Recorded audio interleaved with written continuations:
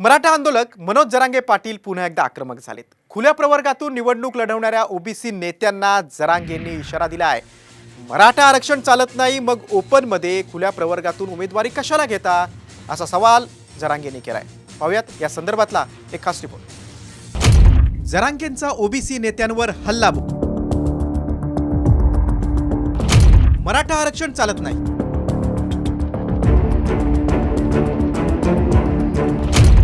Open मतदारसंघात OBC नेते का उभे करता? मराठा आरक्षणाच्या आंदोलन दरम्यान मराठा विरुद्ध ओबीसी असा संघर्ष राज्यानं पाहिलाय। मराठा आंदोलक मनोज जरांगे पाटील यांनी लोकसभा निवडणुकीच्या पार्श्वभूमीवर ओबीसी नेत्यांना टोला लगावलाय। लोकसभेच्या निवडणुकीमध्ये ओपन मतदारसंघ असताना ओबीसी नेत्यांना येऊन का उभं राहायचंय, असा सवाल मनोज जरांगेंनी उपस्थित केलाय।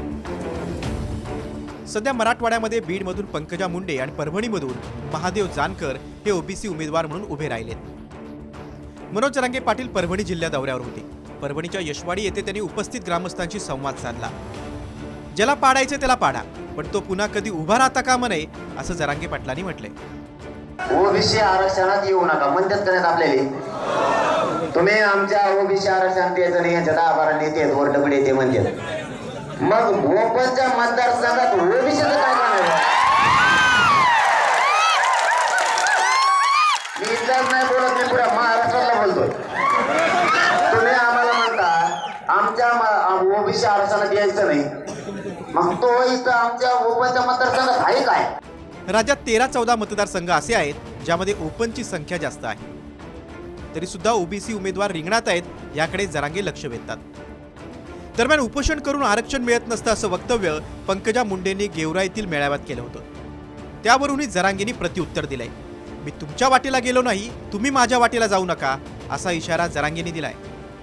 मुख्यमंत्र्यांनी, मंत्रिमंडळाने, विधानसभेच्या सदस्यांनी ठराव करायचा, अध्यादेश काढायचा, मंत्रिमंडळाने निर्णय घ्यायचा कॅबिनेटमध्ये आणि तो निर्णय जाहीर करायचा आणि तो कोर्टात टिकवायचा, हे त्यांचं कर्तव्य आहे।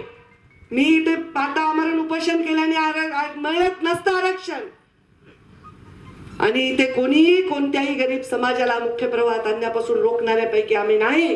ढुसणे हाणू नका म्हणा विनाकारण। मी जर ढुसणे आणायला लागलो ना तर मग मी कोणाला सोडित नाही। उगाच मी तुमच्या वाटाला गेलेलो नाही, माझ्या वाट्यावर यायचं नाही। मी आत्तापर्यंत कसलाच बरोबर शब्द आणखीन काढलेला नाही की ते वाईट आहेत का चांगले आहेत का कसले आहेत। बळच जर मग अंगावर घ्यायचा प्रयत्न केला तर मी मागं सरकणार, कारण पूर्वी वेगळं होतं, माझा समाज एक नव्हता। लोकसभा निवडणुकीत उभा राहिला असतो तर प्रचंड मतांनी निवडून आलो असतो, मात्र मी मूळ प्रश्नापासून दूर जाणार नाही, हे सांगायलाही जरांगे विसरले नाहीत। मराठ्यांच्या सभांना छगन भुजबळ, प्रकाश शेंडगे या ओबीसी नेत्यांनी ओबीसी एल्गार मेळावा घेऊन प्रत्युत्तर दिलं होतं। लोकसभा निवडणूक प्रचारात आरक्षणाचा मुद्दाही येतोय। मतदार राजा मतांच्या माध्यमातून कोणाला कौल देणार हे पाहणं महत्त्वाचं आहे। ब्युरो रिपोर्ट, साम टीव्ही।